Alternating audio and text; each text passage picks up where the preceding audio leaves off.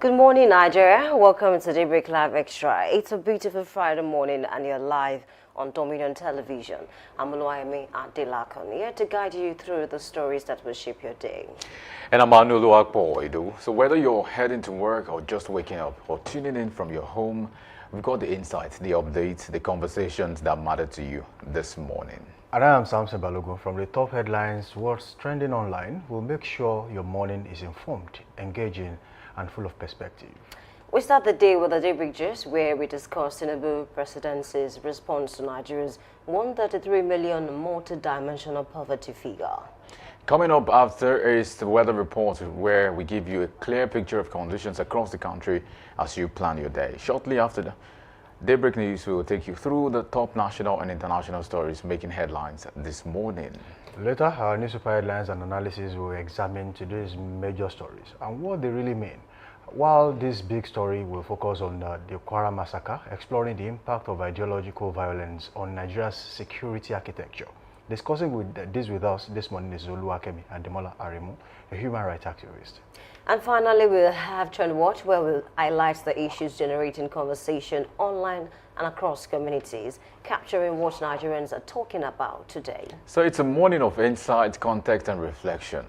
This is Daybreak Live Extra right here on Dominion Television. Good morning. Good morning. Beautiful morning to you this Good morning. to have you all back on the same table. Yes, a beautiful day.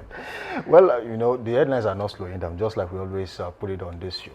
And talking about this particular one, there was a particular disturbing headline yesterday, and the presidency reacted almost immediately. Multidimensional poverty is something, you know, it's not just about Nigeria, it's about Africa, it's about the world. If poverty ravages a country, what happens to the people? And what is the role of the government in responding to this with actionable plans to make sure that the Nigerian people, the African people, and of course the world at large get out of poverty? I think it's a very big one. When I saw the headline yesterday, I mean, this is not the first time that we see a huge figure like Absolutely. that. And I think in 2019, United Nations reported that about 98 million people, Nigerians, are multidimensionally poor. And then around 2022, it was reported that about 133 million Nigerians are multidimensionally poor. And when I saw the figure, I actually have issues with it because, I mean, according to the research, or let me say experts and, of course, organizations, especially United Nations, World Bank, what we are seeing currently in 2026 is about 141 million Nigerians are multidimensionally poor. So I don't know whether he got maybe something that is a figure that is updated, but regardless of anything, one thing is certain, that a lot of Nigerians are poor. And when we say multidimensionally poor, it's not just about the finance. I think, you know, it cuts across, you know, being mentally poor, you know, educationally deprived, mentally deprived, you know, nutritionally deprived. So a lot of things, you know, you have to talk about it when you're talking about, you know, some persons being multidimensionally poor, and it's really sad. And then he was trying to say, I'm talking about Bayo Onanuga now, you know, essay to the president. He said, you know, the presidency should not be maybe blamed for this. And he listed quite a number of reasons why the presidency should not be blamed for this. He said all of those things that can make a certain individual or millions of Nigerians to be multidimensionally poor are the responsibilities of the state governors and the local government chairmen. And Nigerians are asking, these people that you are talking about, 80% of them are members of the APC. Forget about the fact that, okay, the president, you know, is doing a lot. He has, you know, disbursed money, allocation, and the likes. These people are part of your political party. And then one more thing is, I think recently the president mentioned something openly. He said, hold your governors accountable. Because if you look at what the state governors and the local government chairmen are getting now, for some states is about 100% increase compared to what they were getting before. So what are they doing with the money?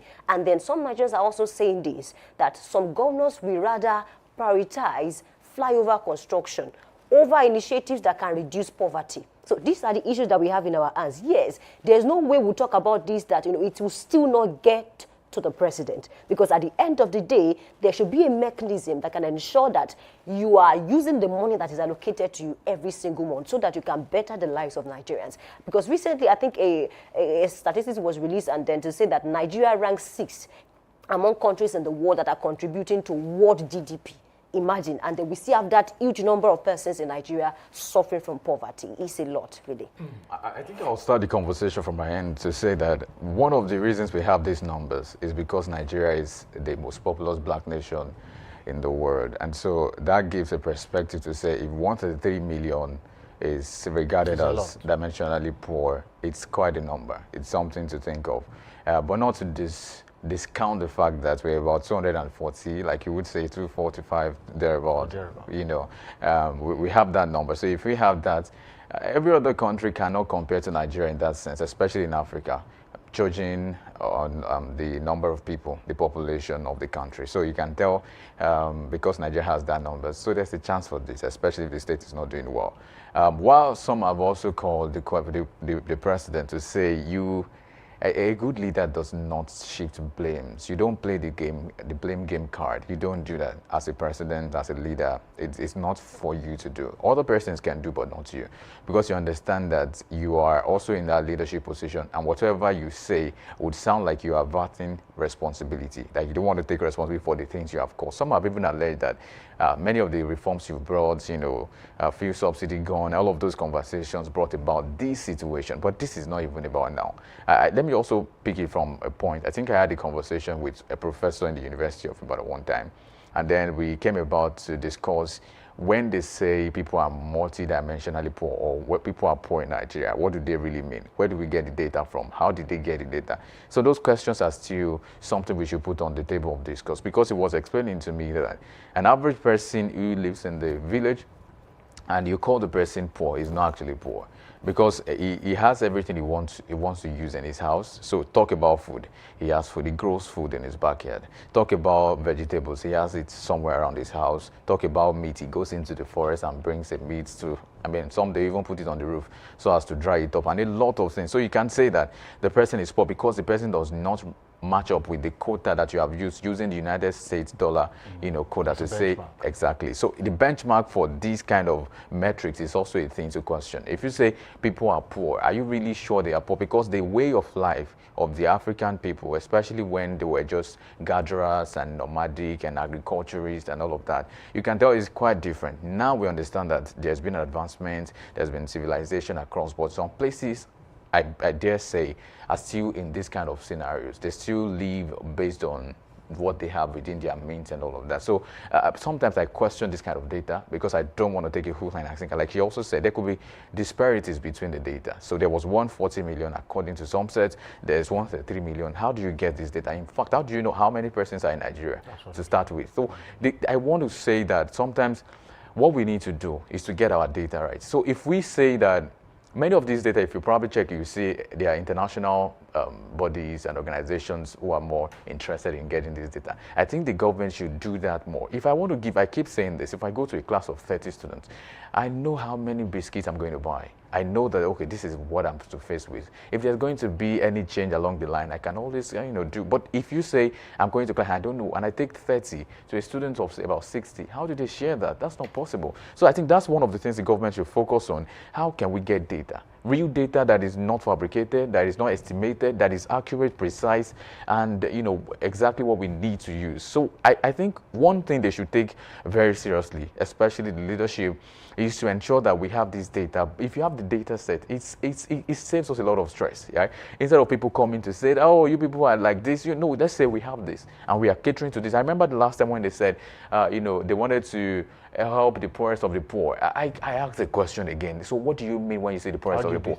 How do you decide? How do you determine these things? And I could remember there was a center at Oluyole Industrial Estate.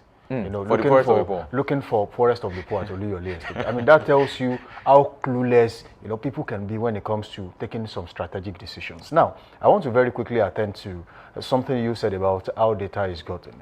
I was privileged to work with about 4 or 5 international research agencies, and how data is collected, how it is processed. I was a huge part of that across Nigeria and some other African countries. The issue about data is it can never be 100% accurate. Nigeria can be broken down into geopolitical zones, and then after that it is broken down to regions and some other places, and then a particular local government is picked And then in that local government, it is also broken down into quota. There is a quota system.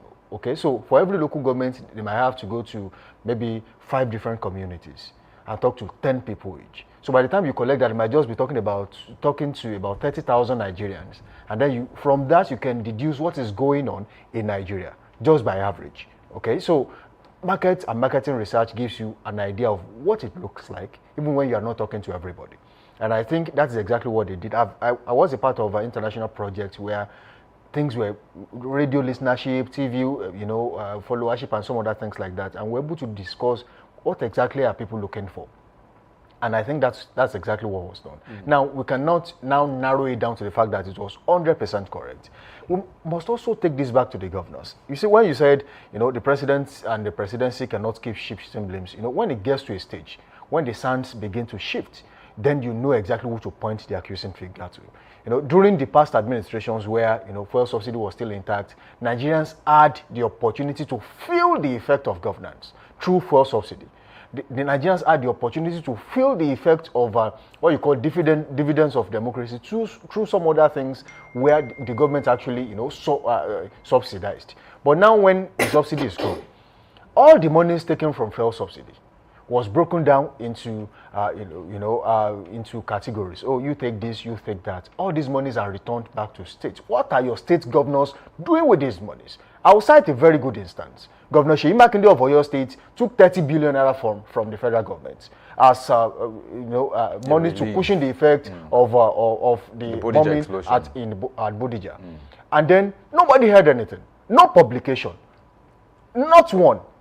And then when Ayodele Fayoshi, former governor of Ekiti State, came out to say, look, your governor took so amount of money, and there was different narrations about, we did not take any dime from the presidency. And then when the evidence came, when the receipts came, another thing came out. We only received 30 billion naira. And then when people were asking questions, okay, you received 30 billion. What did you do with 30 billion naira? And then the goalpost shifted, and it was like, we kept it in the bank account. You had such a disastrous situation in your state, and all you could do as a state governor is to put that money in a bank account. So, of what effect would that money be on that particular community if it slips in a bank account somewhere and then it keeps gathering interest? So I think, just like the presidency said, governors should be blamed for most of these things. And then we talk about the issue of distance effect.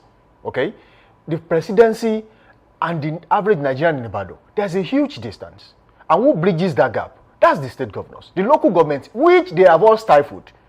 Right? They are taking all the allocations and putting it in the state coffers and then giving it to them as stipends. None of them wants local government autonomy. So how do you get people out of poverty when the local governments are not active? So it's a very big problem. And the funny thing about all of this, and the most disastrous of it, is the fact that they are responsible for choosing who they are so powerful, the governors. They are so powerful that they all come to sit down and decide who is going to be the next president. Because without their support, it cannot be the president. So even if you are good as a president, you are the angel that is coming to save Nigeria, eventually you are going to work with these people. And it's going to be a very disastrous one for Nigeria.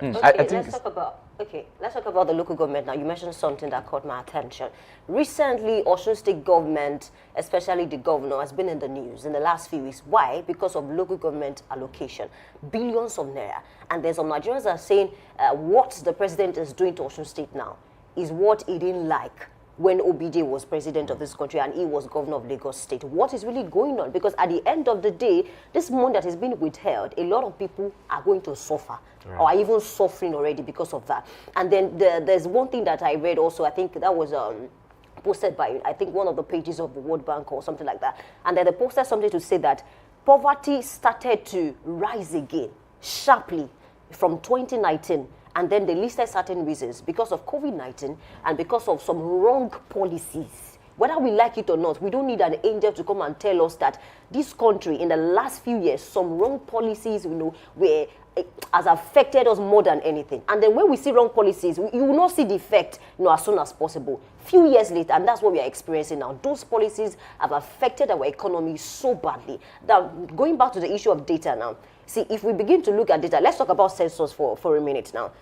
I think in the last election, before the last election, Nigerians were talking, even members of, even the lawmakers, they were talking about, let's have another census. The last one we had, it's been years. How do you now determine data? We are just, you are just doing things because you don't really know the number of persons that you are going to cater for. But then at the end of the day, that census did not happen.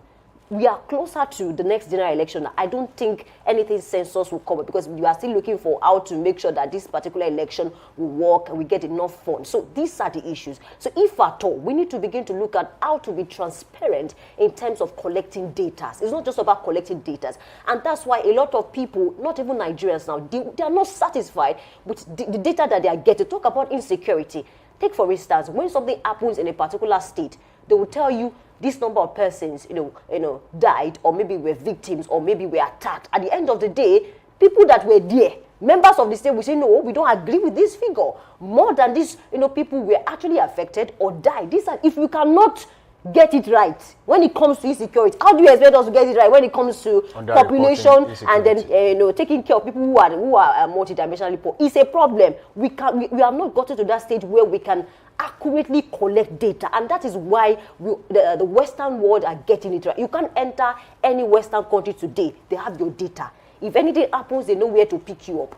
Nigeria, for instance, now, look at it now. It is difficult for some people to be actually, for the security apparatus to get through to some terrorists. They don't have their location. But then when it comes to activists that decide to say anything, they can easily pick them up. So something is wrong. These are the issues. So we have what it takes. That amounts to prioritizing prosecution. Exactly. Let me come from that angle. I think it's very important that we state to presidents, to governors, and our leaders generally that when it's time for elections, these local places. Absolutely. When it comes to census, when it comes to data collection, we think those places are too far. Let's just call 1 or 2 presidents. How many people are in your area? Will give you some. Just give us an estimate. They can get to those locales when there is election. But so I think what I was trying to say about the federal government is that everything rises and falls on leadership, and this is just a known fact by everybody. But I just want to put it to say that if you say if the head complains that my body is so bad, then I'm not sure the head is correct, because you are saying yourself, because you are a part of the system. You can't say the system is corrupt when you are also there. Then you have to say we are corrupt, we are not doing well. And that's the way I think they should say. So what happens to the agency that is supposed to monitor when allocations are made to states? I was trying to check and I realized that it's the job of RMAFC, Revenue Mobilization, Allocation and Fiscal Commission, right? They are in charge of the accrual too, and then the disbursement of payment. The Ministry of the Department as well, the Federal Ministry of the Department, and the Office of the Accountant General of the Federation also provides reports on payments made to each state and local government and all of those things. So, so if you really, if this is your money, Samson, for example, and you want to buy something, and you get to the market, you say, oh, you just send someone, I know you do this, please help me get this. And the person brings it. Would you not check it?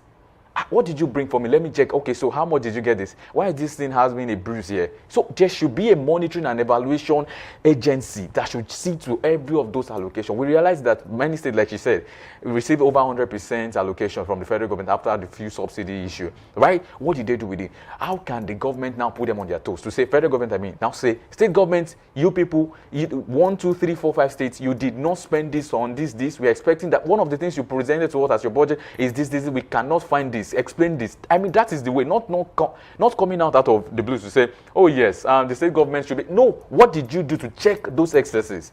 They are misappropriating funds. Where is those funds? Where are those funds? To say. Very quickly before we leave this particular one, let me just talk about that shortly. We run a democratic system of government in Nigeria, meaning that everyone elected in political positions and offices, they have a responsibility, including state governors, local government chairmen, even though they are not being allowed to do what exactly they should be doing. But then I want to be clear, governors have immunity, okay, while they are still in office. Even if you pump 3 trillion naira to a state governor now and he squanders it, you can only ask questions. The next thing is you wait until he's done with his administration before you pick him up and say, come and explain exactly how this money is being spent. I will cite an instance. Bala Mohammed recently had an issue with the EFCC, and his commissioner for finance was arrested. The next thing he said is an insult to him that his commissioner for finance was arrested, even though he has an immunity as a sitting governor. Now, you can see that there's a loophole in the Nigerian constitution. You see, the problem is the constitution. Okay, the moment we still continue to use the amended, They have amended so many times that they cannot even count. Okay? If you continue to stick with that particular constitution, Nigeria is heading for ruins. Okay? One thing we have to do is we imported that constitution. It is not ours, but we continue to amend, right, to suit the Nigerian ecosystem, which has not worked. Why not sit down, just like we had the National Confab the other time? Why not sit down and design a constitution that works for Nigerians the Nigerian way? An average Nigerian looks for opportunities, okay?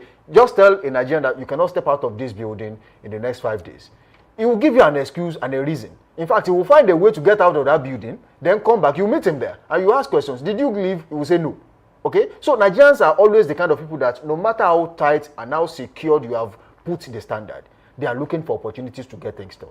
And it's the same for these state governors. They know exactly what they are doing. In fact, some of them, they know how to clean their tracks so much that even when the EFCC arrests, or they probably, invite after they are done with their tenure, they know how to dance around it. And the problem also lies with the Nigerian people. We fail to talk when it is necessary. Look at Yaya Bello, for example.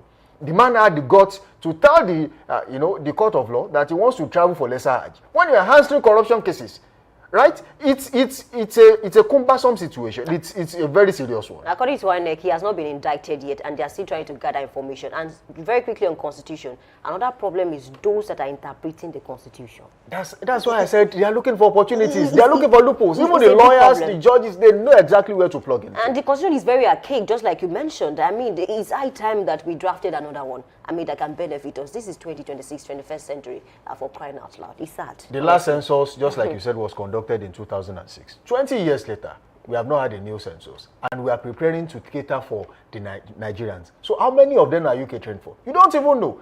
Just like you said earlier, it's like you organizing a party. You don't even know how many people you have invited. You don't know how many special guests you have. You just, you bought food, and then you say, everybody come. I mean, how do you do that? It's unexplainable. In fact, just like Doctor will say, is that he left through the window. But then, let's take weather report on this show this morning. We'll be starting with the ancient metropolitan city of hospitality, Ibadan. It is time for us to help you plan your day so you know how to navigate around it. In Ibadan today, weather currently feels like 26 degrees Celsius. It is mostly cloudy in areas in Ibadan. And later in the morning, it will be partly cloudy and rise to 29 degrees Celsius at 7%. There will be scattered thunderstorms in Ibadan. In the afternoon, 34 degrees Celsius, 49%. It will be mostly cloudy in the evening and drop to 27 degrees Celsius at 60%, while it will be partly cloudy overnight, 25 degrees Celsius, 8% right here in Ibadan today. Okay, let's cross over to Abeokuta, South Ogun this morning. Weather feels like 31 degrees Celsius, and later in the morning is expected to drop to 30 degrees Celsius, partly cloudy, around 5%. In the afternoon, we have 34 degrees Celsius, scattered thunderstorms around 41%. That's massive. In the evening, we have 28 degrees Celsius, partly cloudy, around 5%. And overnight, it drops to 26 degrees Celsius, partly cloudy, around 8%. That's what we have for Ogun this morning. And from Ogun State to Lagos today, the weather feels like 28 degrees Celsius. The center of excellence later in the morning will feel like 29 degrees Celsius, expected to be partly cloudy. And in the afternoon, it rises to 31 degrees Celsius with the promise of scattered thunderstorms across board. And evening, it drops to 29 degrees Celsius, as also expected to be partly cloudy. And overnight, it drops much further by 1 degree Celsius to 28 to become 28 degrees Celsius, also expected to be partly cloudy in Lagos State today. All right, taking this one from Osun in Oshogbo. Of course, this morning, weather currently feels like 24 degrees Celsius. It is cloudy right there in Oshogbo as we speak. And later in the morning, it will rise by 4 degrees Celsius, partly cloudy, to 28 degrees Celsius, 5% later in the morning. It will rise further to 34 degrees Celsius, partly cloudy in the afternoon at 14%, while it will remain partly cloudy in the evening, 26 degrees Celsius, 8%. And overnight, it will drop to 24 degrees Celsius, mostly cloudy at 9% right there in Oshogbo today. Okay, let's cross over to Ekiti this morning. Weather feels like 24 degrees Celsius, and later is expected to rise to 28 degrees Celsius, mostly cloudy, around 3%. And then in the afternoon, we have 32 degrees Celsius, partly cloudy, around 24%. In the evening, it drops to 25 degrees Celsius, partly cloudy, around 9%. And overnight, 23 degrees Celsius, cloudy, around 9% in Ekiti this morning. Weather in Ilorin is one notch higher than the Kitty at 25 degrees Celsius across board, and later in the morning it rises by 4 degrees Celsius to 29 degrees Celsius, expected to be mostly cloudy, and the afternoon it rises much further to about 7 degrees Celsius to 36 degrees Celsius in the afternoon, also expected to be partly cloudy, and then it drops significantly in the evening to 28 degrees Celsius, expected to be mostly cloudy, then it further drops by 3 degrees Celsius overnight to 25 degrees Celsius, also expected to be mostly cloudy in Ilorin today. All right, moving on from Ilorin, let's go straight to Port Harcourt, River State this morning. Let's see what the weather looks like in Port Harcourt. As we speak, weather is currently cloudy at 22 degrees Celsius in Port Harcourt, and later in the morning it will rise to 27 degrees Celsius, cloudy at 1%. It will remain cloudy, but rise by 3 notches to 30 degrees Celsius in the afternoon, remaining cloudy at 7%, while it will be mostly cloudy in the evening and overnight at 24 degrees Celsius and 22 degrees Celsius respectively in Port Harcourt, River State today. Okay, let's cross over to Enugu South. Weather feels like 24 degrees Celsius this morning, and later is expected to be around 30 degrees Celsius, mostly cloudy, around 2%.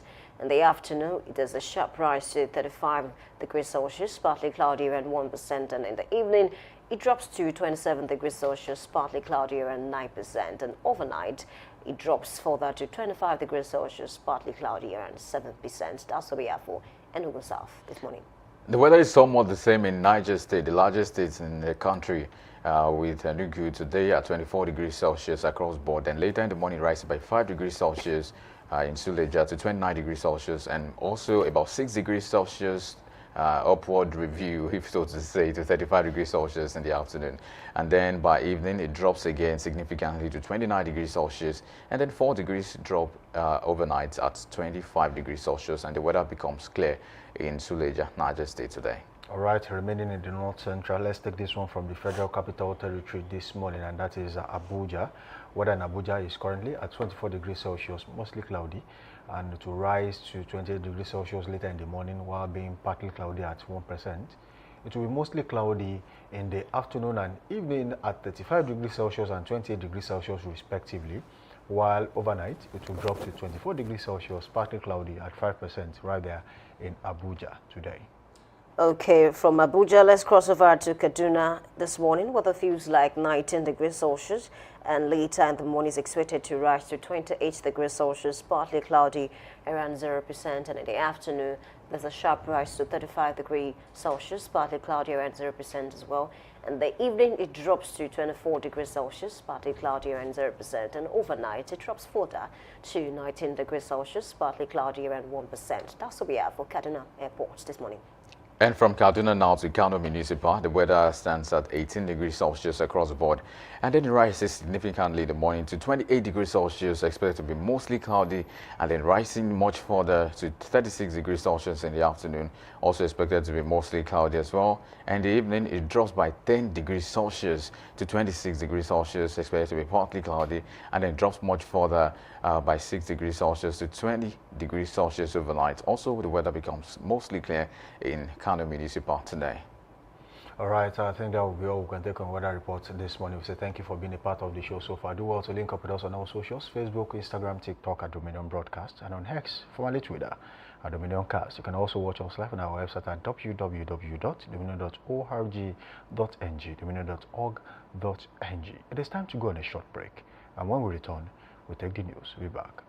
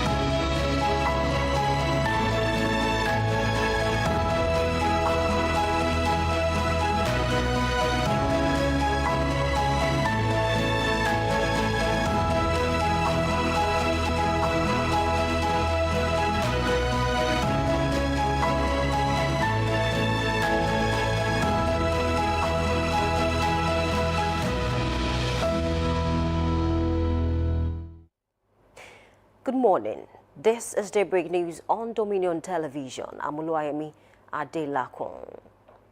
Kwara State Governor Abdurrahman Abdulrazak has directed the State Emergency Management Agency to mobilize support for victims of the deadly terrorist attack on rural community in Kaima local government area.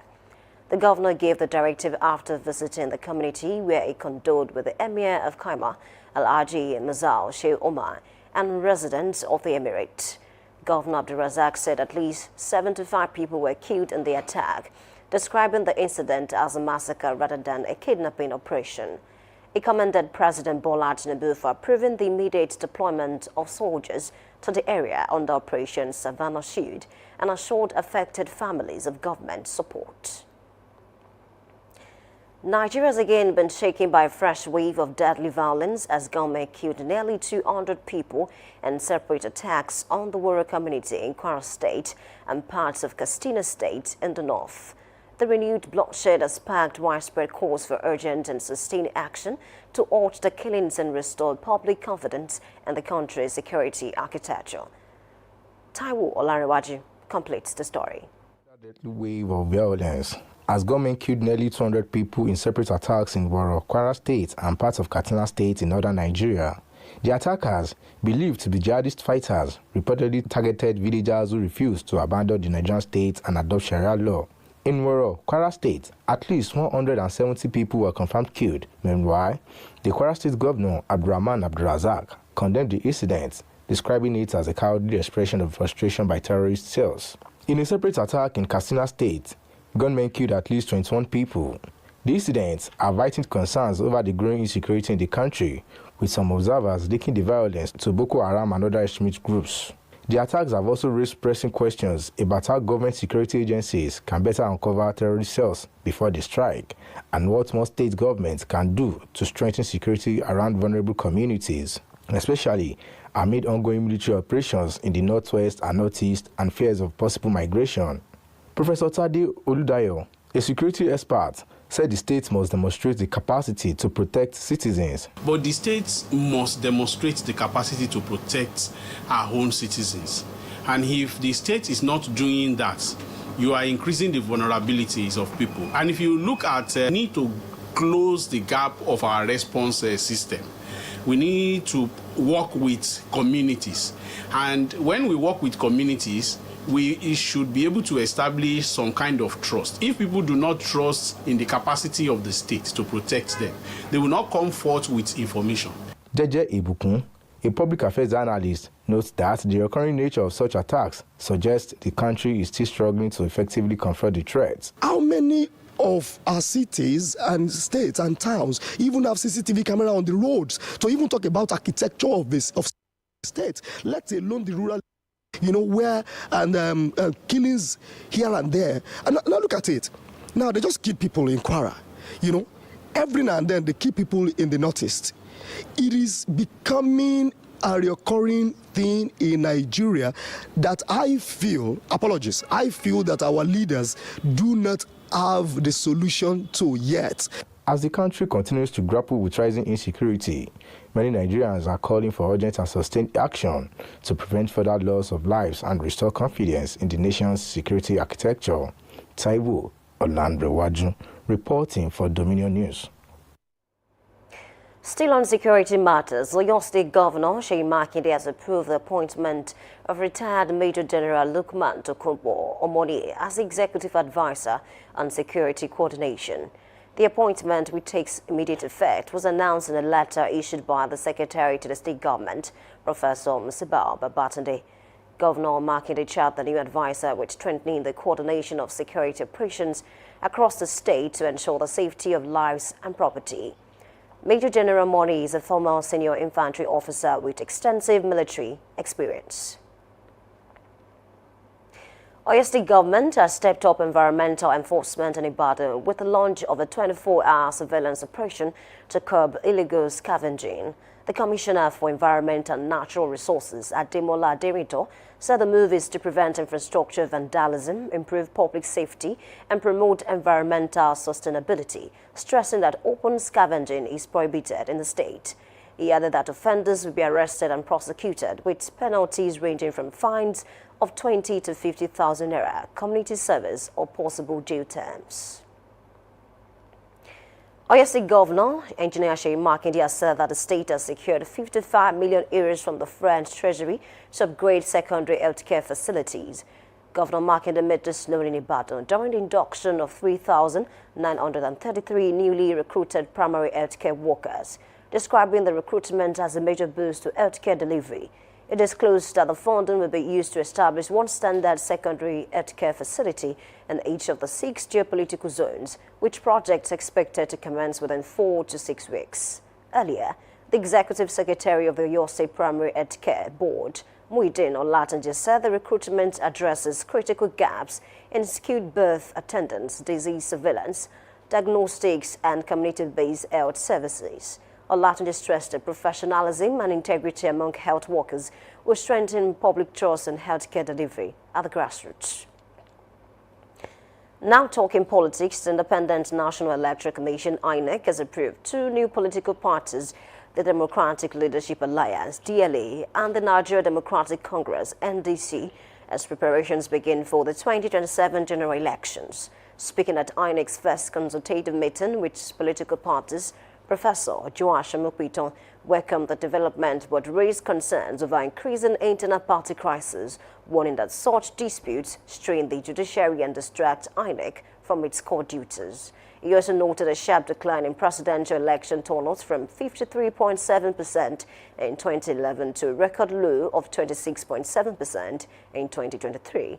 INEC also confirmed its readiness for the Federal Capital Territory Area Council elections scheduled for February 21, 2026, with over 1.6 million registered voters expected to vote across 2,822 polling units.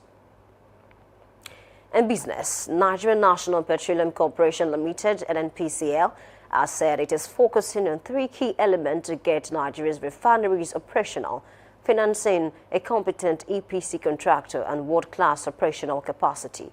The Group Chief Executive Officer, Bayo Julari, disclosed these at the Nigeria International Energy Summit in Abuja, saying the company is engaging partners with proven refining and petrochemical experience to ensure sustainable and profitable refinery operations. Ojulari noted that NNPC Limited is now better positioned for commercial viability, adding that reduced crude oil theft is a result of improved collaboration with operators and enhanced security measures in the Niger Delta. And in sports, Super Eagles goalkeeper Stanley Wabali has reacted after parting ways with South African club Chippa United following a transfer request. In a social media message, the 29-year-old thanked his teammate, coaches, fans, and the club's chairman, describing the club as more than a family. Wabali is now a free agent with his next destination yet to be confirmed. You can visit our website on www.dominion.org.ng to watch us live and interact with us. You can also follow us across the social media platforms: Facebook, Instagram, TikTok, YouTube, and LinkedIn at Dominion Broadcast and X at Dominion Cast. That's Daybreak News. I'm Oluwayemi Adelako saying thank you for watching and good morning.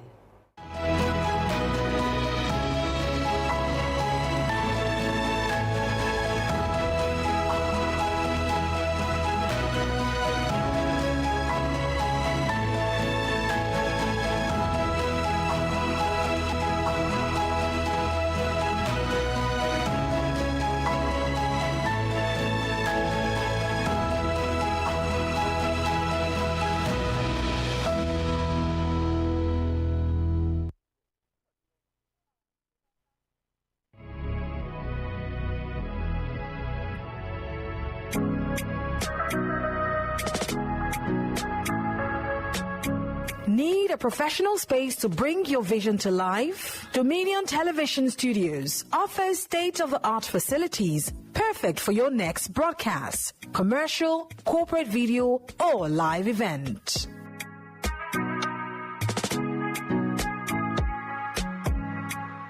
With flexible rental options, cutting-edge equipment, and a supportive team, we provide the perfect environment for high-quality productions. Unleash your creativity. For bookings, email us at marketing@dominion.org.ng. Call us on 0705 506 1061 or 0916 101 1061. Check us out on Instagram, Facebook, LinkedIn, and TikTok at Dominion Broadcast and on X at Dominioncast. Book your space today. Dominion Television, your channel of choice.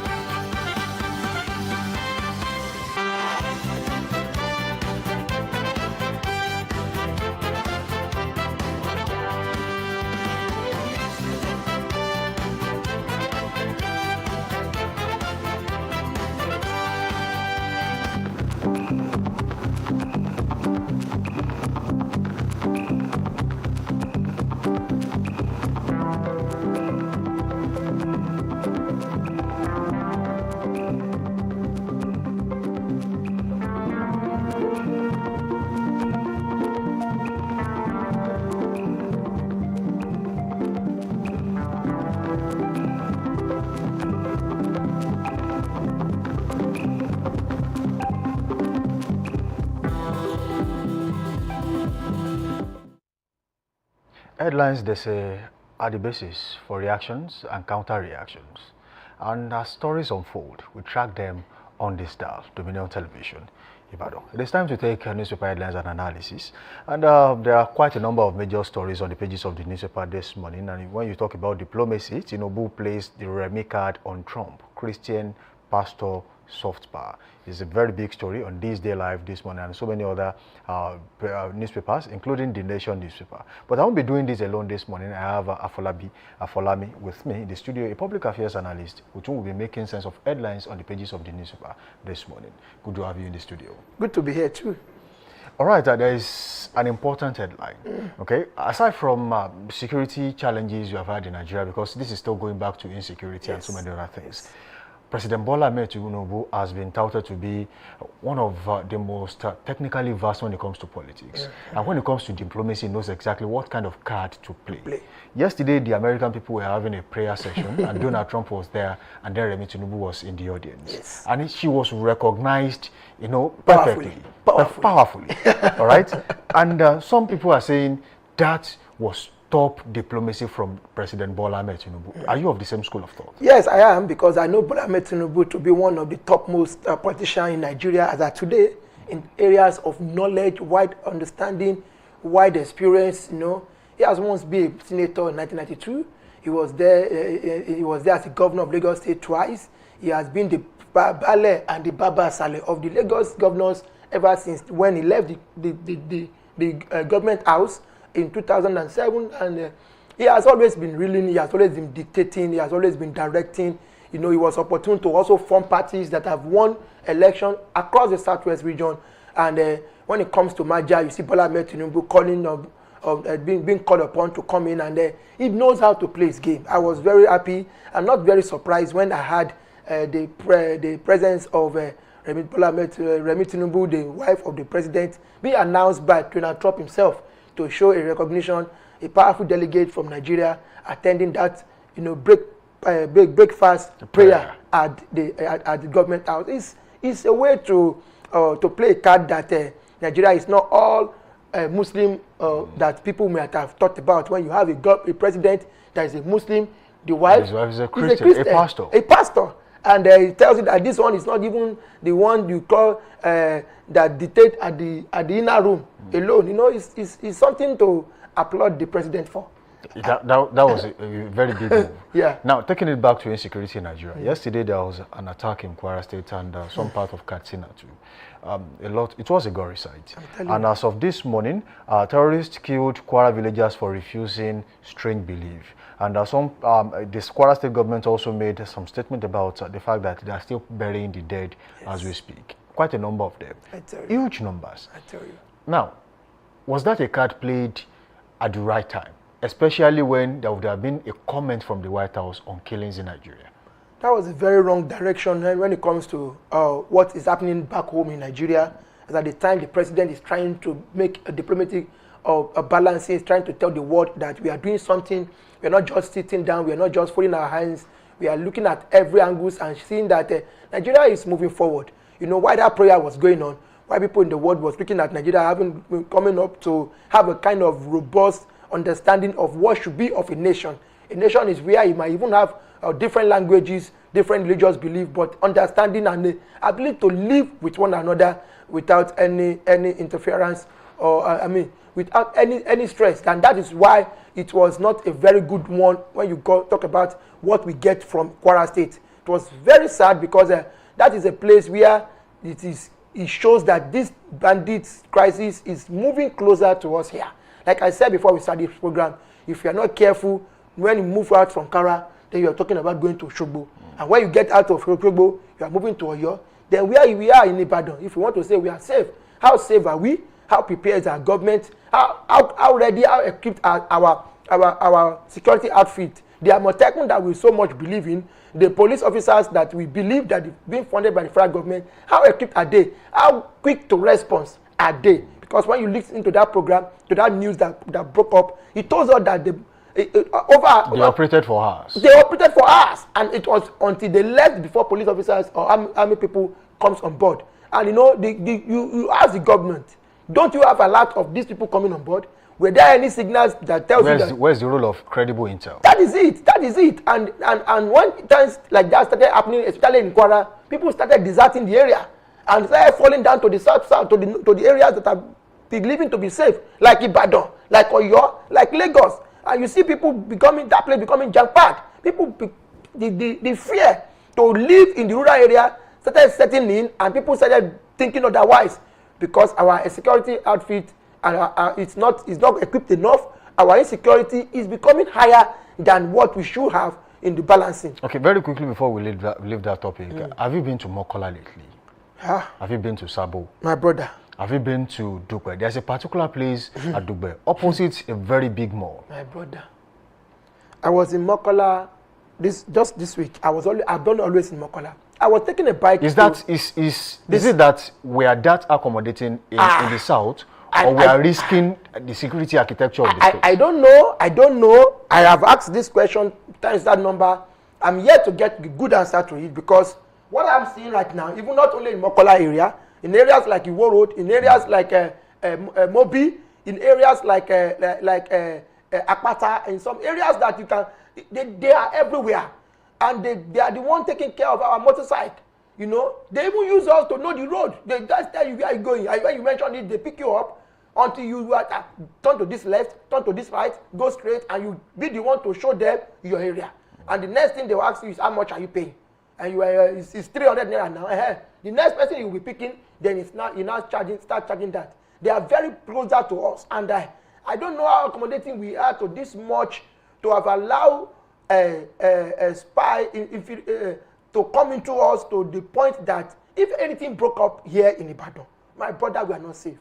That is the truth. Some say they are already activating their sleeper cells, or they are installing their sleeper cells in the south. Well, if that is true, what are we installing to counter such kind of cells? What are we installing to mobilize our people, to be red alert, to be aware of our environment, to take charge of our communities, to equip our own soldiers that we call the Amotekun, to have a kind of communication that in case anything happens, this is the first number you call. And these numbers, there will be response almost immediately. These are what we need to start doing now. Our government and our politicians should leave jamboree for now, should focus on the well-being of the people that they felt and they know that they want to govern. If not, they may not have anybody to govern when the election actually come around. All right, it's a fine place to leave that particular topic, but then let's head straight to the Nation newspaper this morning. And there's a particular headline there at the upper third of the newspaper: INEC obeys court order on PDP leadership. Weakest group gets the nod. Yesterday, there was a stakeholders meeting with INEC, and the PDP pro-Wike faction was recognized. They were recognized. Yes. The chairman was sitting on the chairman's seat, and the secretary was where he should be, and everything went on well, the way it should be, just like a normal Congress would be. But there was a reaction at home in your state. Yes. Some people were loyal to the Wike faction, especially people who got nominated by Chief Azim Bolarumi into this administration. They were sacked, especially in Ibadan North local government. Yes. They were told to go. Yes. Resignation letters were not accepted, but sack letters were dished out. Now, what does that say for PDP across the country? Because these people will eventually, they will align totally with where they are coming from. You see, the evil that is befalling PDP right now, we are being caused by the party itself. Go back to the history. PDP allow opposition to travel to this point. If PDP has worked like APC is working ever since they get their party into power, no party will leave. No party will leave. PDP, even because because of their selfish interests, they ruin their own party. You remember the the G5 governors who work against their own presidential candidates and move to the oppositional party and make sure that that party never won the election, and put up a kind of scenario where the country believes that we are in danger. And if this election is not announced in favor of the opposition, then we may not have Nigeria again. And here we are now. Here we are after 8 years of such kind of government. They too, who have moved from that party, crumble the party, enter into the opposition, has already left the party too. And that is what we are having. I have said it on this platform that PDP has come to die. Take it from me. I'm not giving. There is no apology. That's a very bold statement. There is no apology for this, because this party I know are bent on killing the party so that they don't have a strong opposition to stop them. So who is killing the party? It is the party itself that have killed the party from the beginning. How do you kill your own party when you stand a chance of winning an election? Where is Rotimi Amechi today? Where is Bukola Saraki today? Where is Atiku today? Where are the guys that move away from the? Where is Tambuwa today? Remember, Tambuwa got ticket as the speaker under PDP, and it was because he was being influenced by an opposition, because they felt that they don't want a woman there as a speaker. And you did that, even though your party already have a plan. You allowed that to operate. So when you talk about party ideology, those who felt that they want to claim power, they want to remain in government, are the ones that have felt. See, when you look at the history of the ACN to from the ADACN to what we have as what do we call their party now, APC. You will understand that these are people who grow gradually to watch their opposition, to see their loopholes, to measure what they have as strength, to work on their SOT, their SWOT analysis, and kill them. At the last election, those who were used to kill the party, we are a member of the party now, Wike and our sitting governor of your state. Imagine if you are putting your money as a rep, as a senator, vying for your party, and the person who is your party leader is working for the opposition. And eventually you lost. None of them came out openly to say we are working with this person. But it might have shown through their body language. This is it now. When the presidential candidate came to Oyo State to campaign, the sitting governor was not there. You see, when you talk about party, it is everybody's. It could be out of the country. It could be busy doing something else. You brother, don't necessarily have to be at campaigns. You are supposed to. There is party loyalty. You must be strictly loyal to your party. See, don't let us beat around it. That is what is causing the problem. Imagine even the fractional group that is in the party is already having members in the state, and they've announced their members, and we know them. They are not hidden. There are people that have worked with this party before. When the letters was going viral yesterday, I read it from Ibadan North saying that all nominees, this person has been relieved of his appointment, and is no more. He shouldn't parade himself again as the officer of that local government. That is one that we have seen. What about other local governments? What about other ministries? What about other agencies? That guys like that will have been hoping that they have secured a particular job and they are going to be loyal. And suddenly, because of this drama, everybody is going back home. And that is where you will see the beginning. It shows right now that the crisis in PDP has just begun. And that was why I said to you that when we said Adeleke of Osun State has taken a decision to move into accord, he has taken the best decision so far. And that decision is to safeguard himself and all his party members. And that is where you can say that yes, Adeleke is going to win this election if he contests under this party. If he has waited on PDP, this is what will happen to him. All right, it's a fine place to leave that one. But then, let me take your opinion on a particular statement made by the Minister of FCC, former Governor of Rivers State in Nyesom Wike, when he was having a party meeting with the chairman and the secretary, even before they went to the INEC office. I think that was the day before yesterday. He's particularly interested in Oyo State. I mean, what does that say about Oyo as a state? Oyo is a pace setter for politics. Even in the old Western region of Nigeria, Oyo is a place where you don't toil with. Oyo has brilliant and intelligent politicians. Oyo is a place where we determine what will happen in all other states, especially neighboring states like Ogun, like Osun, Ekiti, and the likes. Oyo is a place where you see things deciding, taking decisions. People come from outside the country, outside your state, to sit here to take decisions.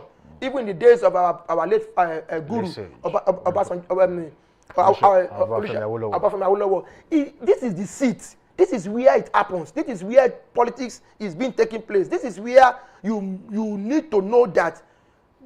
But you know, Wike is after the government.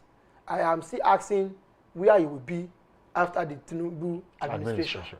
All right, thank you, Folami, on that one. There are quite a number of interesting headlines that we can all take on this show this morning. There is one on Daily Sun, outrage at Senate rejection of electronic transmission of real results. OB, CSOs, that is civil society organizations, opposition, political parties, blow out.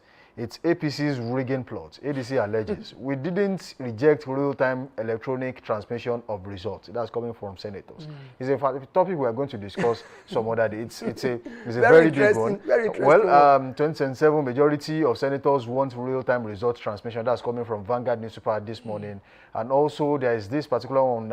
Vanguard, soldiers came 10 hours after terrorists had killed scores. Village head. That's on page 5 of Vanguard. That's very sad. It's a very sad one. Very sad. But Folami, thank you for joining us on this segment. Thank you very much for having me. It's good to be here again. Thank you, Domino Broadcast, for giving us the opportunity to be here.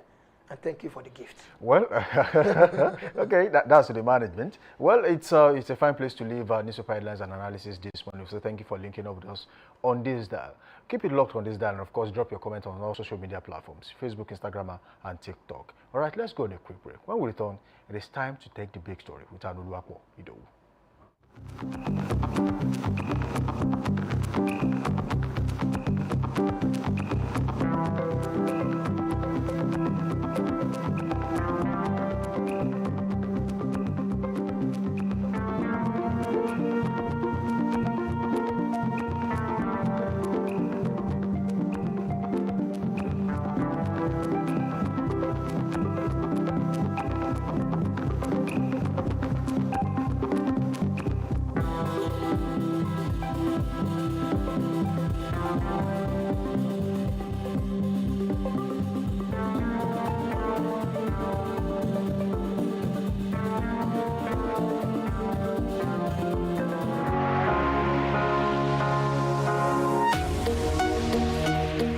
Live from the heart of the action. Welcome to the nerve center of Next Level Broadcasting.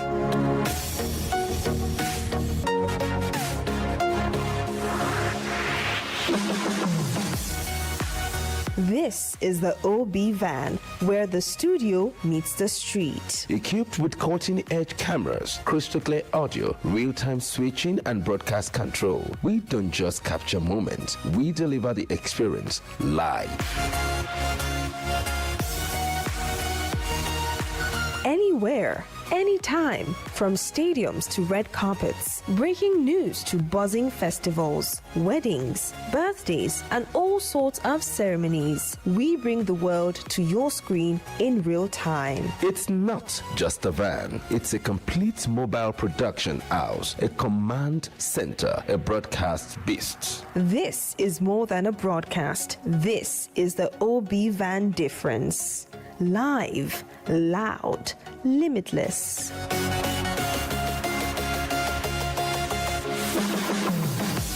Ready to go live? Like never before. Book the OB van today and take your event to the world. One powerful broadcast at a time. To book, call 0705 506 1061 or 0916 101 1061. Email marketing@dominion.org.ng or visit our socials on Instagram @Dominion Broadcast.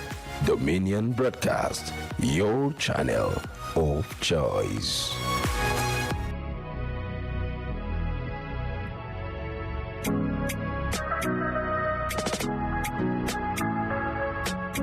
Need a professional space to bring your vision to life? Dominion Television Studios offers state-of-the-art facilities perfect for your next broadcast, commercial, corporate video, or live event.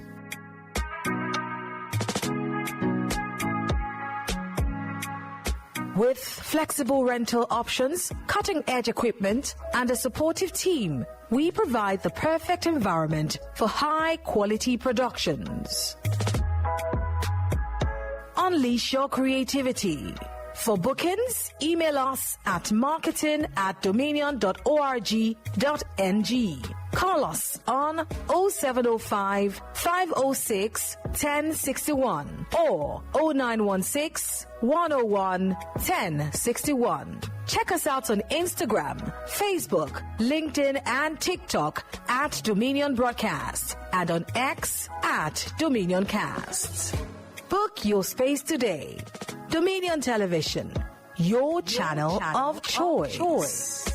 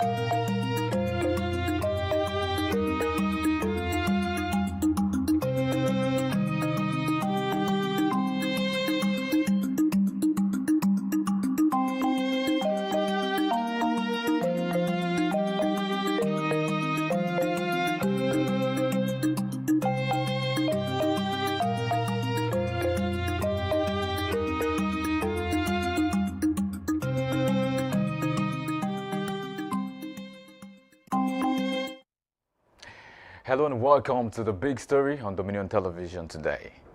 We confront a tragedy that has shaken Nigeria's collective conscience. The recent massacre in parts of Kwara State is not just another entry into Nigeria's painful security history and statistics. It is a devastating reminder that behind every casualty figure are families broken, communities displaced, and futures violently interrupted. Reports indicate that over 100 lives were lost in coordinated attacks many observers are now describing as ideologically driven. A violence that is shaped not only by criminal intent but by dangerous belief systems that exploit identity, deepen divisions, and spread fear. This tragedy forces us to ask difficult but necessary questions. Are Nigeria's current security frameworks equipped to confront evolving ideological threats? How can Nigeria protect vulnerable communities while upholding justice, human dignity, and national cohesion? To help us unpack these urgent concerns, we are joined today by Oluwakemi Ademolaremu, a respected human rights activist and lecturer at the University of Ibadan, whose work focuses on governance, rights protection, and security accountability. And together, we will examine what the Kwara massacre reveals about Nigeria's preparedness against ideological violence and what reforms may be necessary to safeguard lives. Because when communities live in fear, development suffers, democracy weakens, and humanity pays the price. I'm Manolo Akpo Ido, and this is the big story. Good morning to you this morning, comrade. Good morning. It's a good morning, but a heavy morning. Everyone. I was going to call you Cosmopolitan Communicator because I remember that's what I used to call you. So let's get into the heart of this issue. You're a subject matter specialist on this. And I would say that when you first heard about the Kwara incident, I want to know what your reflection was, based on your experience and some of these works you've done before. I schooled in New Busa, my secondary school. So then, New Busa was part of Kwara State. I needed to say that because I know Kwara State. I know Ilorin very well. Then, even the airport was functional. So, to show you how far we've gone. And I intentionally then, as a child, very young child, chose New Busa because of the Kanji Dam. To show you, I was thinking of Nigeria. Because when we talk about national cohesion, ideological violence, behind every behavior is the thought process. So every war has always been ideological. It may take the strategy may be economic, the strategy can be whatever. But now, this particular case, I keep asking myself, what is the life of a Nigerian worth? An architect surveys a site, considers the environment, and then designs a building that will fit into that environment. So when we talk about the architectural framework of Nigerian security system, it means there's a thinker, a philosopher, an idea. The problem with Nigeria is we came up with a song that said a nation where no man is oppressed. If no man is oppressed, it means that we're thinking that we will build a nation of equity. But unfortunately, we had used religion and ethnicity to divide ourselves over time. Over time. It's not just starting now.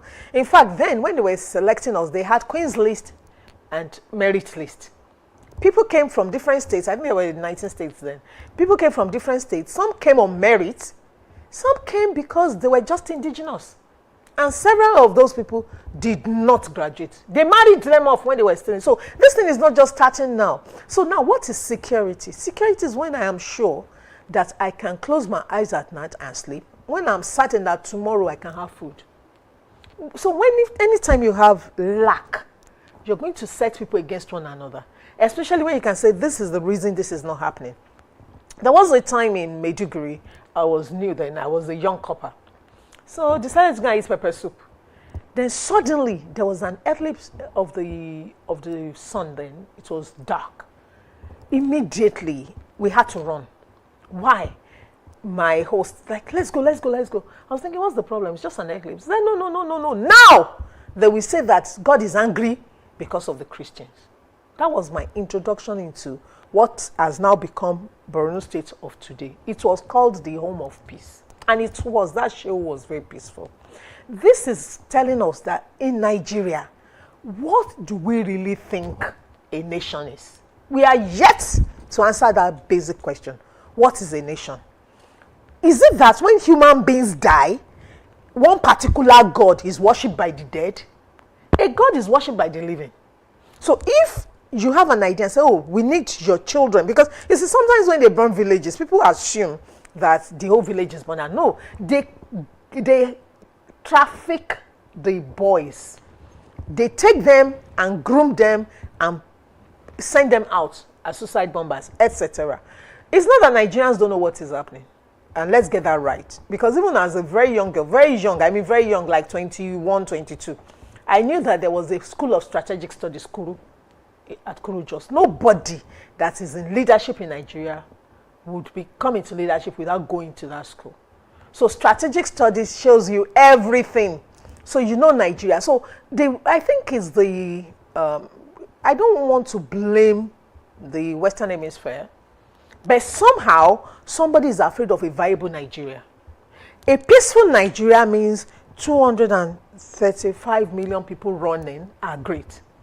70% of this nation is useful, meaning there's a manpower base. So if we are at peace, if our educational system promotes peace and development, we will shine. The black man will be a god. But look at what we're doing. So we have external enemies. We have internal, poorly educated, non-critical reasoning, despotic elders that are just elders by age. Because we would assume that, please, I'm coming, you would assume that if people advanced in age, they would gain experience and understand that peace is better than war. I want us to still come back to that question, but first, let's talk about this. There were disparities about the numbers. Some said 162, others said 177, others said some figures. But these are not figures. These are human lives. These are prospective people who could become someone great tomorrow, who could add to society. But there's been that frame that, oh yes, just another number and all of this. But I know from your experience and some of the advocacy works that you've done, I want to see, what does this tragedy really mean? Because after the headlines, there's something it means to somebody, to an individual, a mother, a father who's lost one person or two. The first time under President Jonathan, on a Christmas day, a church was affected and a little girl remained in the family.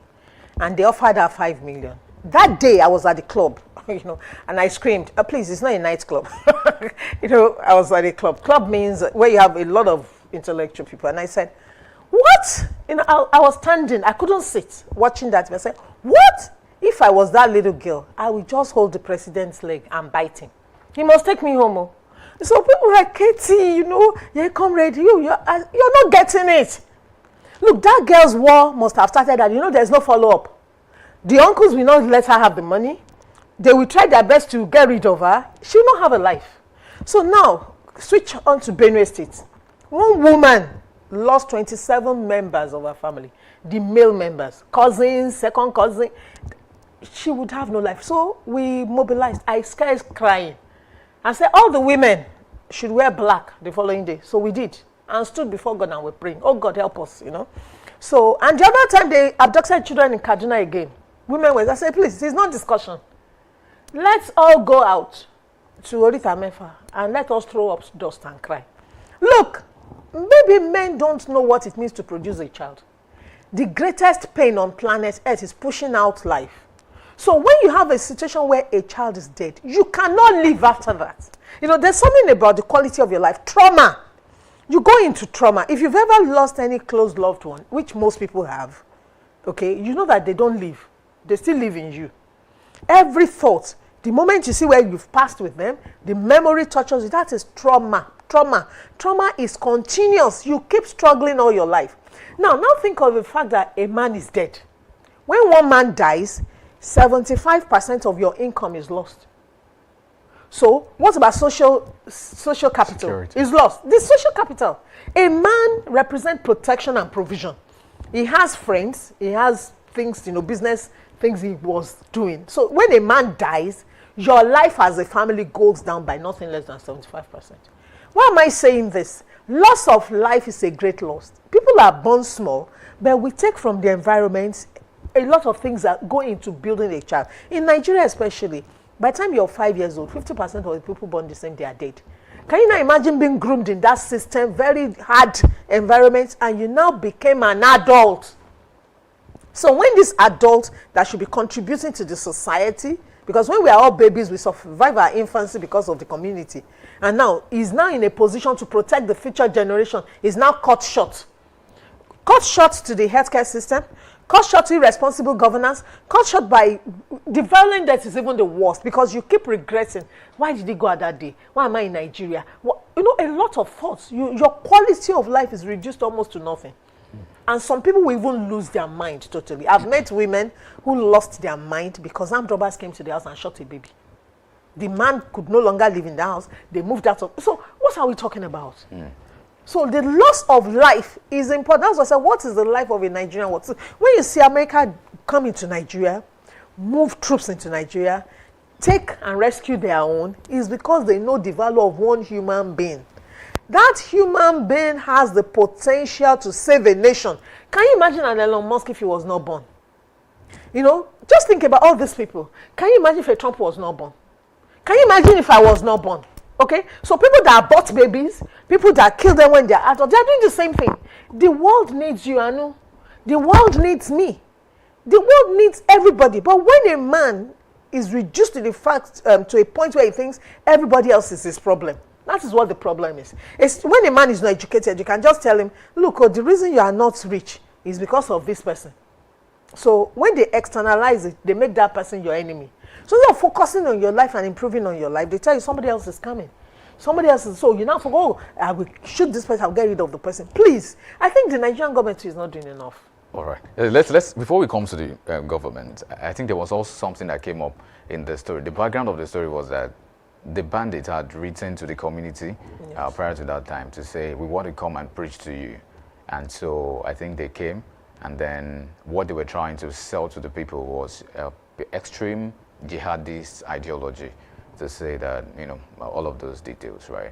So when it came about, the governor, Abdurrahman Abdulrazak of Kwara State, came out to say that, you know what, we understand how this happened. This was a case of an indoctrination resisted. So they resisted the indoctrination to become jihadists and all of those things. And that was why they went into sporadic shooting, killing a lot of persons. And also another source said one of the village heads that was supposed to have been maybe the intermediary between the bandits and the people got wind of their letter that they were coming and then reported to authorities. And after then, they came back for him. And then they shot his two of his sons, and then they took away his vehicle to perpetrate evil in the land. You know, but the governor rightly said, the head of the community also said that it was genocide. But it wasn't, this time around, it wasn't just about Christians, because they say a good number of them that were killed were also Muslims.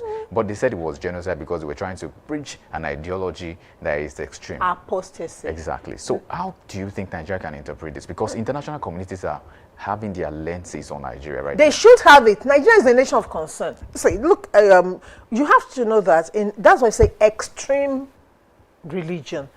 It's not the first time, and I think every Nigerian should go and read the Quran. I'm telling you, you may not, don't touch the gilded one, because that can even spare some trouble. Pick the soft copy and read it through. Because if you don't read the Quran and the Hadiths, you will not understand.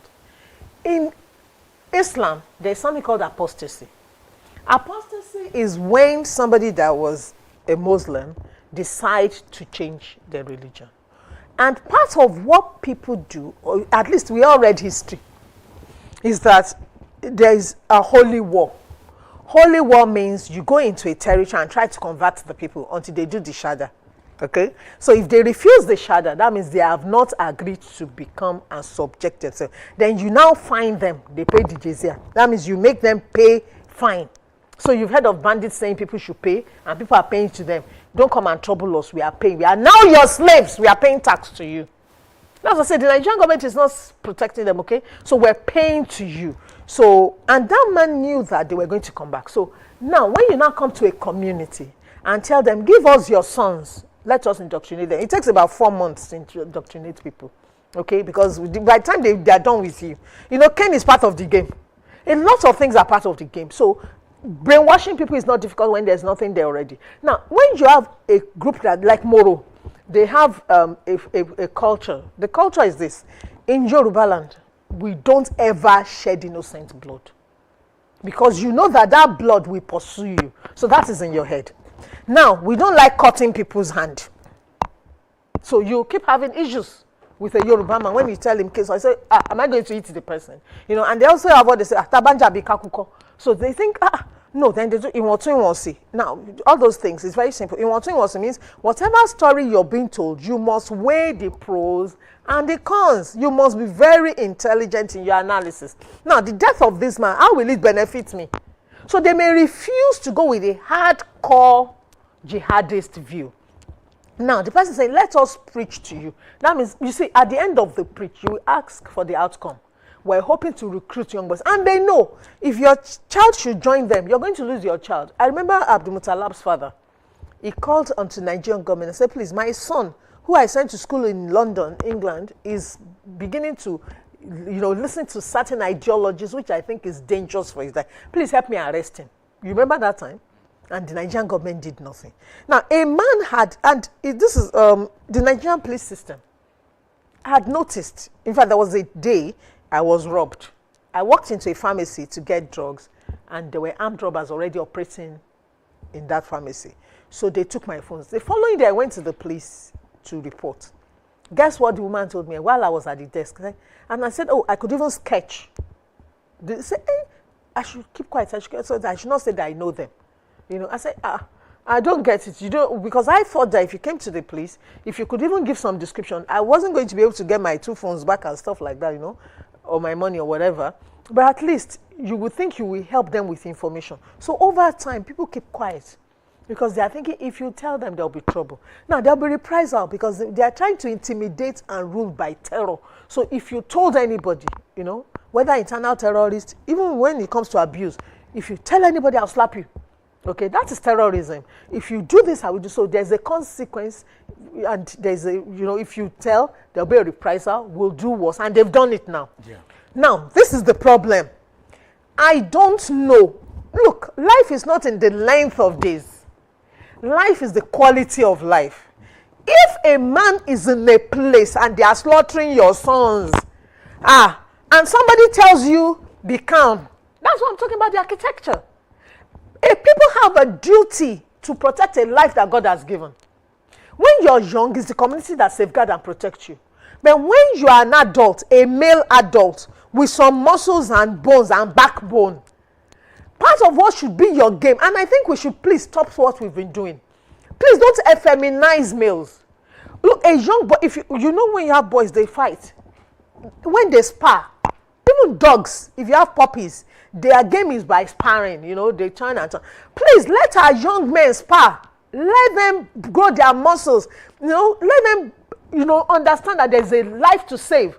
They are the protectors. They are the providers of the community. Let anybody come into your community know they are doing it at a risk. A sitting duck, just target practice. Boom, boom, we are coming back. And then this man ran to tell the government, please, these people are not joking. I've discussed with them. I know that they mean it. This is not the first time they've done it. Look at Niger. They've moved from Niger to Kwara now. And does Oyo State think it should be sitting down? Let's ask ourselves the game. But have you seen the Amotekun marching on the streets? There must be a show of force. So if you are not protecting your territory, they've moved all the way from northeast. They came north central, spread northwest. Now they've moved to the central. They are moving down. Are we waiting for everybody to push us into the ocean? Mm. No, so if the government is not allowing the people to defend themselves, well, what permission do you need? I will still refer to those people that some things went on a mountain and the mountains got struck. Go and catch lightning now. You see, when somebody tells you your power is, defense is your teeth, your nails, your voice. All right. If you're saying we don't want to become hardcore jihadists, it is a human right. All right. I think let's advance this conversation a bit. Just in 24 hours, when that happened, between that range. Another incident happened in Faskari in Katsina that involved about 25 lives again. Very shocking. You see, that's why it's really appalling to think about these things. But something happened there. Ramatu Mohammed, a victim, a mother of a child that was killed in cold blood, got wind of the news that shortly before his boy died, he was begging for his life. He was begging them that he doesn't really want to do the ideological thing they are bringing, that they should just please spare him. And he was shot. And the mother, the next time she was going to see the child, was in cold blood, in his own blood, in the pool of his blood. And the mother was expressing herself, and you could see the tears, the pain in her eyes. Turn your pain to organization. You see, that's exactly where I'm coming from. So I want to take it from this angle. Some have said there seems to be a difference between ideological war, banditry, and terrorism. But is it, because some would say that maybe it's the same ideological train, but others have said, oh, there's a difference. But from your own advocacy experience, and of course you're a cosmopolitan because you've traveled across the state, can you help us distinguish between this? Are they the same? Well, last week this same discussion was happening somewhere, and the theorists, the academic, they can spend their energy distinguishing between, oh, the bandits, they just want to kidnap, take over things, you know, they are marauding, they are stealing. The terrorists, all of them are terrorists as far as I'm concerned. The terrorist is using terror to force you to do the shahada, to become a Muslim. That is the word for it. So if you're not worshiping our God, we'll get rid of you. Then what is your third category? The what's that third category you just mentioned? Banditry. No, banditry, terrorism, and ideological terror, something like everything that is based on an idea. Human beings' behavior is communication of the idea that rules their life. Philosophy, the philosophy is this: everybody should become a Muslim. Anybody that is not supporting the cause of the jihad, putting their money there, is not a good Muslim. According to them. That is the idea now. So now we have a duty to get people to worship Allah. That is the idea. When you say ideology, it means what you're thinking. That's the idea. That anybody that is not worshiping the way I'm worshiping is a kafir. Is the person has no respect for the God. Therefore, his life is not as important as your own because you are buying down 5 times a day. Or do you get the idea? That so is it that you make a slave of them? If they agree, they can be your slave. They be working and be paying you. And if you like, you can grab their daughter tomorrow and marry them. Do you see it? So if they go to school, it is education that teaches them that a woman has a life to live. Whereas all her life should be sleeping in a man's bed, other room, she should be cooking for him, she should not be taking payment, she should not express, she should just say yes to everything. So if anybody says no, I will not cover my face so that you will not be tempted. These are the ideas. So an educated mind cannot agree that, look, if you want to go to heaven, it is you that want to go to heaven. Then pay the price. Pay the price in devotion. If you like, don't come out and see the sun. If you like, pray all night. It's because you want to make paradise, Al-Jannah. If I choose to go to hell, it is my hell. And I think that is the basic right. If our maker didn't make us of the same religion, and religion is not by compulsion, that's what the Quran says. So it means that all of us cannot agree to the same religion. We were created in different places. And a religion of another group, the Quraysh, the Arabs, cannot come and rule in Yoruba land. Do you get what I'm saying? Now, unfortunately, we've not used, we should research. The same way people bring out the Bible and argue about it. The same way people look at the Book of Mormon and argue about it. Let them carry the Quran and think about it. Because if we don't reach the mind of these people whose lives does not mean anything, who thinks when they die today, they will get 72 virgins plus, okay? Who thinks that the essence of life is to die? They don't understand that the human life has made advancement because people lived. We are here now, you can hear us from everywhere in the world because some people devoted themselves to engineering and we had advancement in technology or somebody invested some money. So when people live, they contribute to life. Death is too extreme. And then it's even possible that by discussions, at least Islam did not jump into Nigeria. Okay? People had discussions with people and I remember the Afonja, the history of Ilorin, you know, the Abdul Salam. Somebody came and converted a young man, and they agreed. So you can really spread your religion by discussion. And I love Islam for something. They believe in knowledge. You can go as far as China to get knowledge. So let the Nigeria government put up billboards. Now, speaking, sorry to Yes, cut you. please. Speaking on that, like, I needed us to talk about the government because there seems to be a sense of distrust in many quarters. Because if it happens once, you can say maybe it's just a coincidence, and twice, we can forgive it. But if it's happening every day, one instance here, another in Faskari, another in Wuru, everywhere in the country. So there seems to be a distrust in the government, especially with citizens saying, we're not sure this government is capable of killing this violence in the country. But let's talk about that too, because there's been the issue where the federal government came out to say there should not be ransom payments. And we've also seen issues where the government got back some people and they did not disclose what happened behind the scenes. You know, when they say that don't pay ransom, it's because it's not their son. If it was their son or their children and grandchildren are at risk, you won't hear that kind of story. Will you hear it? Their children are not exposed. Nobody have access to their children. But that is not the real problem. The real problem is one. We are yet to define what Nigeria is. We are yet to agree on how we want to govern this nation. We are yet to decide that human lives are equal. If human lives are equal, we'll just say if you carry out a criminal activity, the criminal law takes care of you. Everybody will be under the rule of the law that we've all agreed upon. But there's something that religion does to you. Religion ties your hand. Do you get it? Anytime you want to move, religion is a very veritable tool of life because it is about after death. So when you want to act, for example, this is the classical example I always give. If somebody slaps you, turn the other cheek. Okay, all of us can turn. But if somebody brings a plank and knocks it on your head, what will happen? We will respond differently. Now, if I am preaching to you and you come and, because anybody perpetrating crime is sure they will get away with it.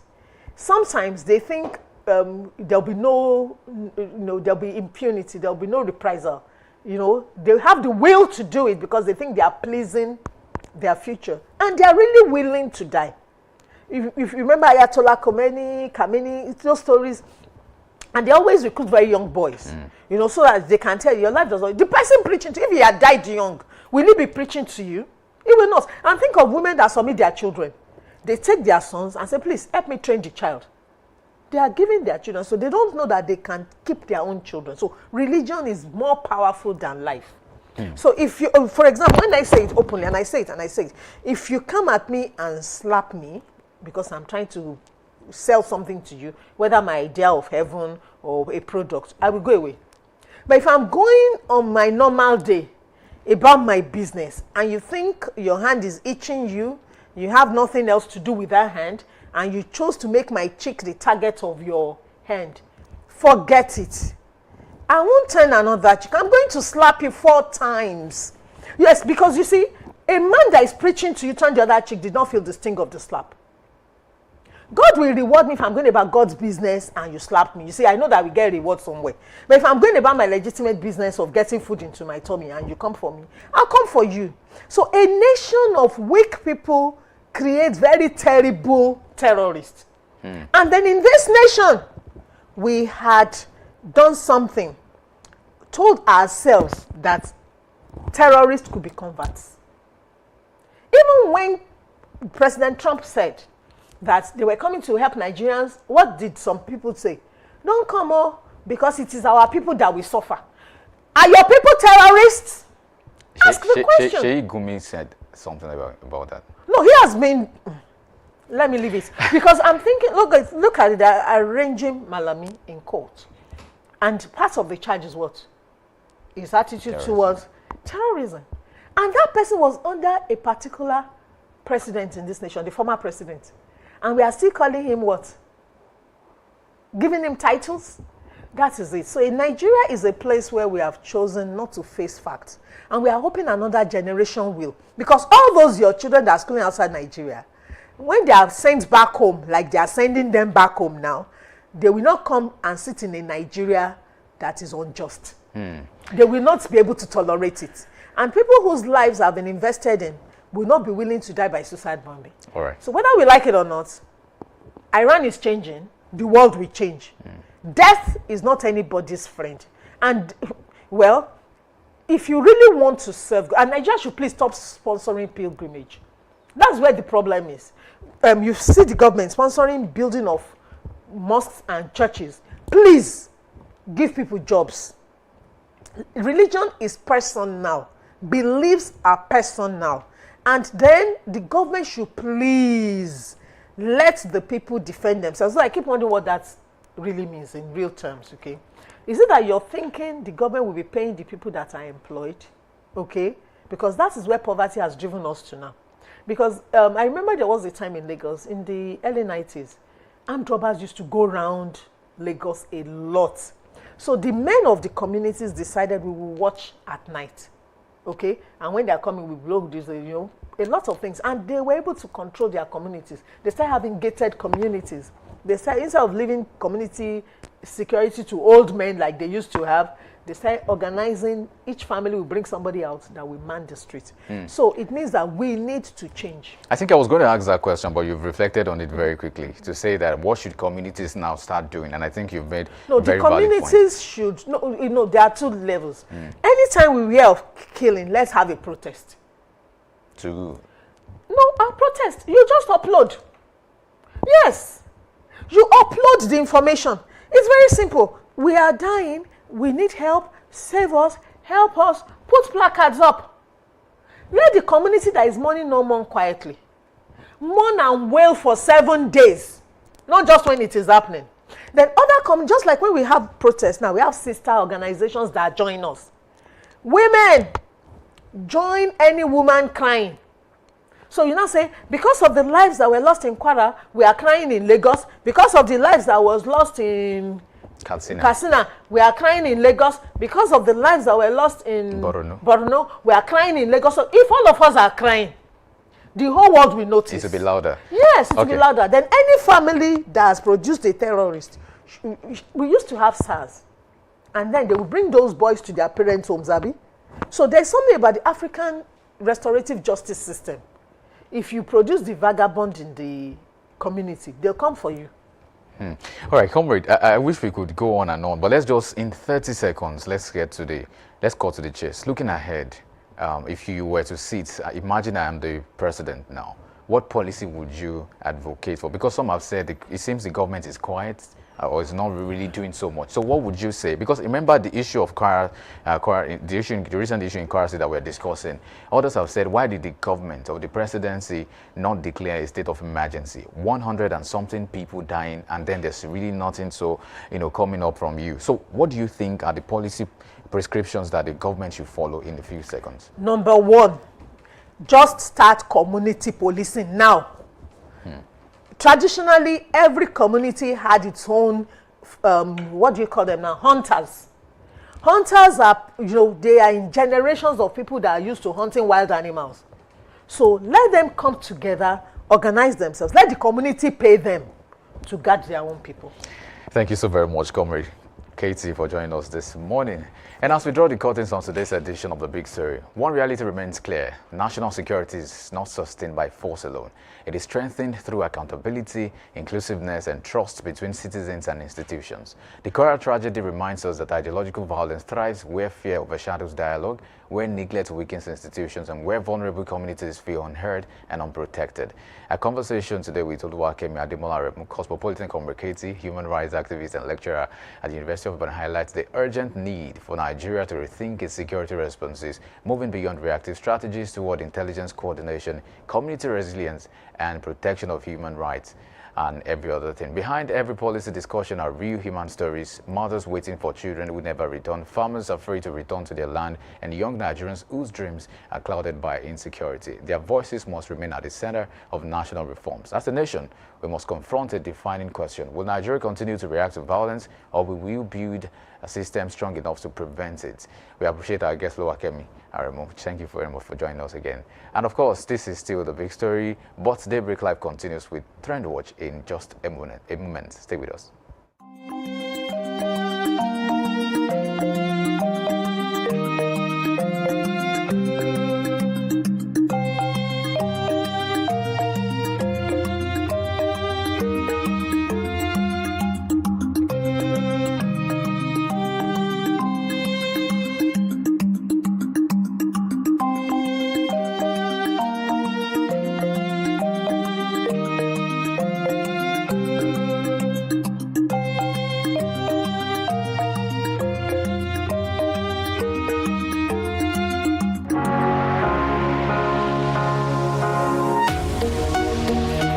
Live from the heart of the action. Welcome to the nerve center of Next Level Broadcasting.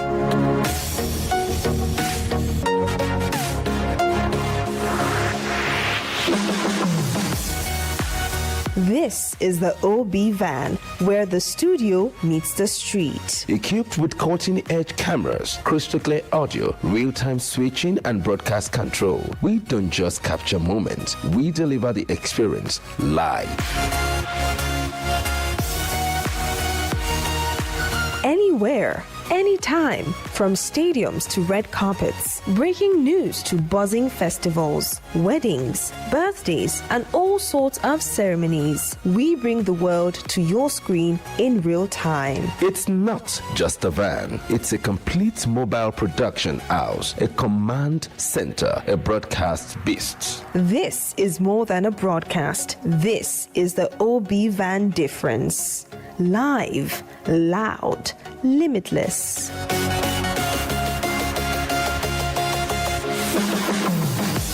Ready to go live like never before? Book the OB van today and take your event to the world. One powerful broadcast at a time. To book, call 0705 506 1061 or 0916 101 1061. Email marketing@dominion.org.ng or visit our socials on Instagram @Dominion Broadcast. Dominion Broadcast, your channel of choice.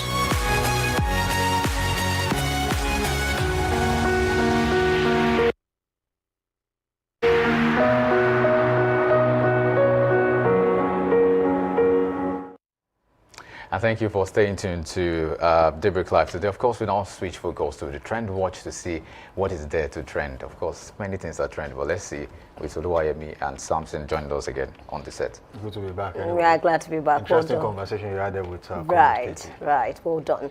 Okay, so what we have for trend watch this morning is saying Nigerian leaders eager to step into colonizers' shoes. That's coming from the Nobel laureate. Wole Soyinka, and then he said something that is, very catchy that I would love us to speak about. He said that, at the time when we became independent as a country, the leaders were so excited to step into the shoes, the colonizers. They didn't really study the patterns, how they ruled us, the indirect rule, and of course the parliamentary system of government and the presidential. So we were so eager to just take over. We wanted to, according to him now, I'm quoting him now, we wanted to prove so much that we can do it better. What you're trying to teach us, we can actually do it better. We understand the terrain more than you can ever do. So I think, according to him, that caused a lot of issues, and that is what we are still facing today. But then there's one thing I would love us to talk about. 66 years after independence, we cannot continue to blame the colonizers. Right. As a matter of fact, Nigeria is not the only country that experienced colonialism. Even Western countries, UK, US, a lot of them, but they are doing so well today. So yes, colonialism, prepared the ground for a lot of things. Why is it that 6 years after independence, we could not manage ourselves well? And then there was a military incursion. And then that caused a lot of problems, so that we are still facing till today. I always said there will always be relics of colonialism, of military incursion, and that is what the democratic system is still battling with. Though, of course, they've been able to reel out more problems for the country. But despite our hydra-headed problems as a country, we have what it takes to be better. We cannot continue to be underdeveloped and then expect, grace to keep showing up. Even Apostle Paul will say, God forbid. We need to begin to look at ways by which we can better ourselves as a country, really. You see, the challenge, we can still say we can blame the colonizers in one way, and on the other hand, we might not really, blame them. But the truth of the matter is, when you look at, the arrangement, you realize the fact that we can blame them for the forced marriage. Okay, these are, different regions. Amalgamation. I mean, the amalgamation of Nigeria, which happened in 1914, bringing together northern and southern protectorates of different ideologies. I mean, we had nothing in common at that time. But then, because they just wanted to, you see, if you are too obsessed with your own creation, you just want to create something, you might not really create something good. I mean, it might end up being, a disaster. And that's exactly what I say here. They wanted to create something. They wanted a Niger area at all costs, bringing the northern part and the southern part together and say, look, whether you like it or not, we have brought you guys together, you have to stay together. And, there was even a clause that you cannot be, you cannot separate until so number of years, and that was there. But in the real sense of it, Wole Soyinka is actually right. Professor is right for saying what he said. People at that time really wanted to impress. And then when there's a particular saying in Yoruba, I will say it and then try to put it in English. I mean, you want to, make something better, but eventually you end up, making it worse. That's exactly what we see in the case of Nigerian leaders. They were too obsessed with taking over. And eventually they forgot leadership. They forgot leadership, that they became rulers instead of leaders. And that's exactly what the Prof is saying. Eventually, where are we 66 years after? We are not even close to where we envisaged to be as a country. At least Nigeria had a benchmark. Oh, we want to be this in so number of years. Are we there? Vision 2020, how much of that did we achieve? I mean, it's becoming more and more of a disaster for a country like Nigeria. But I think that there's still a way around this. Do we have the opportunity to bring in leaders who are actually going to be leaders and not rulers? Yes. Are we going to do it? I don't think so, as a people. Not too many people will come out to vote. If you ask from now till tomorrow, whether you like it or not, stay on your vehicle, start shouting at the top of your voice and tell them how important it is for them to come and vote, they will still not come. Well, while I wouldn't like to underestimate the influence of the colonial powers that ruled over us, I think it's something to also note that colonialists don't just rule physically, they rule in the mind. So I was going to ask the question, are we still under colonialism? Even when they are gone, they rule by proxy. Because that's the idea. The idea is not about whether or not we've given you autonomy or given independence. We still have some things you still follow. Mentioned about the Constitution, remember? Right. Some of those things are still incorporated into the system, the fabrics of the nation. So that's why it's a bit dicey. So sometimes I would ask the question, are we really truly free and independent? Just very quickly, one of the things they are using as a tool to rule is religion and ethnicity. And that's why I talked about bringing all of us together without even knowing what the other ideology in the north. I spoke about some things. I mean, you would ask an average northern man and say, look, what exactly is going on with the Almajiri system? They will say it's part of the culture, right? But that is not part of what we do here. But unfortunately, we're also suffering from the ripple effect of what is going on with the Almajiri system of, in the north. But then we are forced to be here. Another problem is neo-colonialism that people are not talking about. It's no longer colonialism. As a matter of fact, no one will spell it out to you in paper and pen, but then we can see it for those who can trace it. There's neo-colonialism in Africa, not just Nigeria, and it's sad. Well, sadly, we have to go. We cannot really expand that topic, but then let's meet again next week. Of course, Monday through to Friday is where we have our Daybreak Live Extra. And until next week, same time, same station, of course, same host. Samson Balogun is my name. I say keep being good out there, keep being safe. Bye for now. Well, thank you for being a part of the show. My name is Oluwayemi Adelako. Do not forget that you also need to be free when it comes to your mind, not just on paper. Bye for now. And thank God it's Friday. My name is Anulo Akwedo. Thank you very much for joining us. Enjoy the rest of the weekend. Bye for now.